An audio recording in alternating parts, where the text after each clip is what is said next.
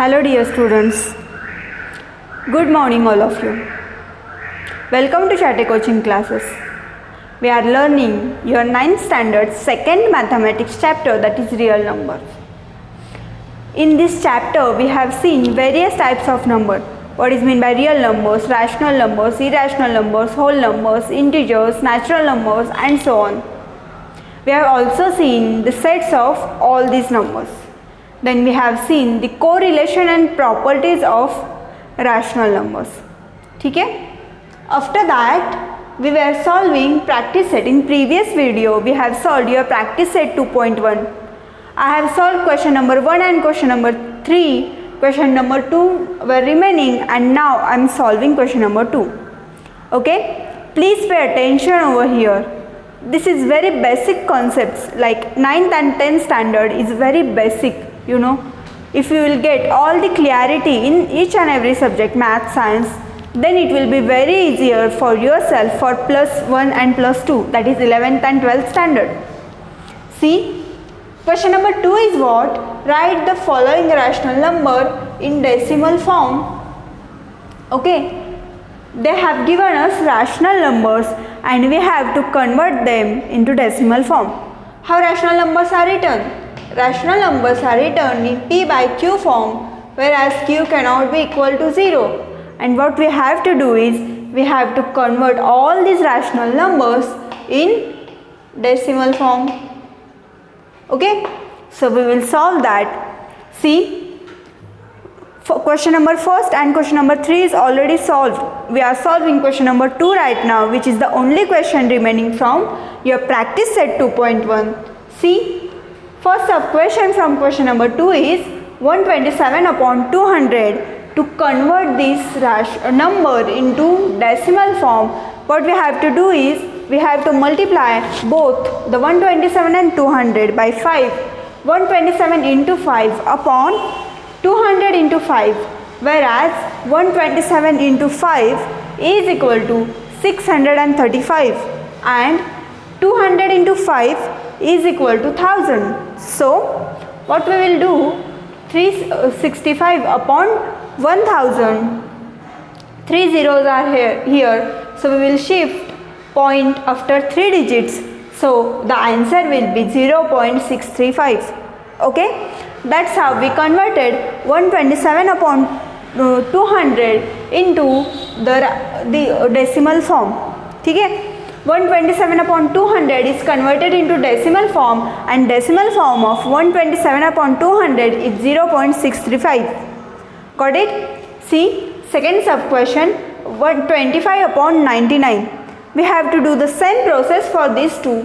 We will multiply 25 by 4 and 99 by 4 again. So, see, 25 into 4 is 100. And we will keep 4 for dividing as it is, so it will be 1 upon 4 because we have already multiplied this 4 by 25, so it will be 1 upon 4 into 100 upon 99. So how it comes, we have multiplied this by this, so 25 into 4 is 100, 99 we kept at it as it is and this 4 is remaining, so it will be 1 upon 4 into 100 upon 99. See, so how it will come is, we will multiply this 4, we will divide this 4 into 100, so it will come as 1 upon 4 into 1.010101 and so on. So if we will divide 4 by this, so it will come as 0.25, 25, 25, 25 and so on. So what we will do is, we will just have a line on the head of 25, that is 25 is a repeating number over here. That's how we have converted 25 upon 99 into decimal form, and the decimal form of rational number 25 upon 99 is 0.25 and line over the head, whereas 25 is constantly repeating number. It is non-terminating type. Okay? See third now. 23 upon 7 is equal to 3.28571428 and so on. How we can write this is 3 point, if we will divide 7 by 23, we will get the answer 7 3s are 21. then point, then we will take 0, after that 7 to the 14, and it will come so long answer. So what we will do is 3.28574 and head on the line on the head, therefore 28574, and it will go on. Okay, so see, 23 upon 7 is a rational number, whereas the decimal form of rational number is this 3.285714. Okay, see, question number 4 is 4 upon 5. We have to convert this rational number into the decimal form. See, we will multiply the both 4 and 5 by 2. 4 into 2 and 5 into 2 is equal to 4 to the 8 and 5 to the 10. So 8 upon 10. Here is one number 0, therefore we will shift the one number and we will give the point after one number, so it will be 0.8. You have all known that 1 upon 8 is 0.8. Okay, this is how your question number 2 from practice set 2.1. I have solved all the question. Okay, after that we will study the theoretical part of your chapter, that is real numbers.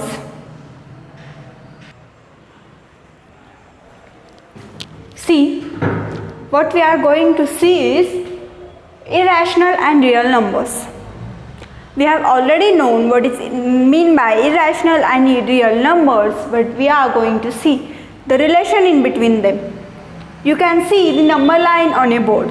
Okay, here is point 0. After that, the distance between point O and P is 1 unit. Right, the distance between point O and 0 and P is, that is O and P is 1 unit. After that, again 0 and minus 1 is 1 unit, that is OB is also 1 unit. You can see I have shown the point root 2, point Q, the number is root 2. Okay, it can't be shown on number line like this.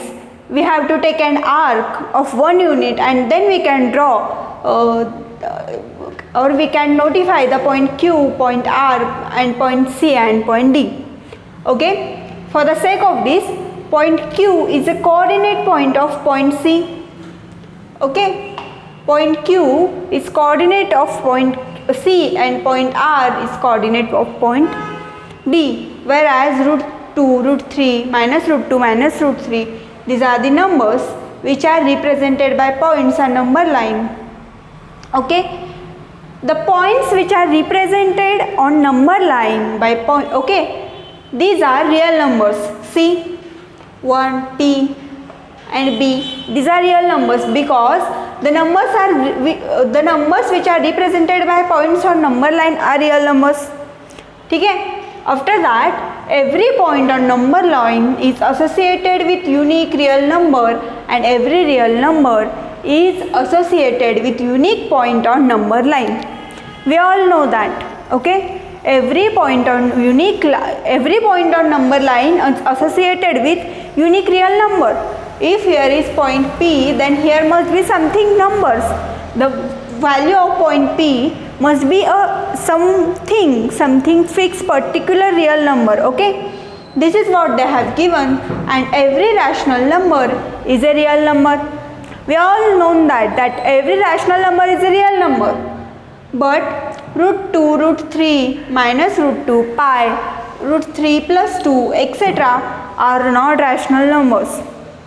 See, every rational number is a real number because we are saying that the rational number is subset of real number. ठीक है, तो every rational number is a real number, but some numbers such as root 2, root 3, pi, 3 plus root 2, etc. such type of numbers are not rational numbers, and it means, what it means, every real number may not be rational number. So if root 2, root 3, minus root 2, pi, 3 plus root 2, such type of numbers are not rational numbers. So what we can say, every real number may not be a rational number. These are the real numbers, but they are not rational. So we can't say that every real number is rational number. According to this, what we have to say is every real number cannot be a rational number. This is what we have studied, the relation between irrational and real numbers. Cannot be rational means what? It will be irrational. Okay. These numbers are not rational means what? This number are irrational. Okay. This is how we can show the fixed particular points, the fixed particular real number on a number line with the points. Okay. The numbers which are shown on number line with the point are known as real numbers. But every real number is not a rational number.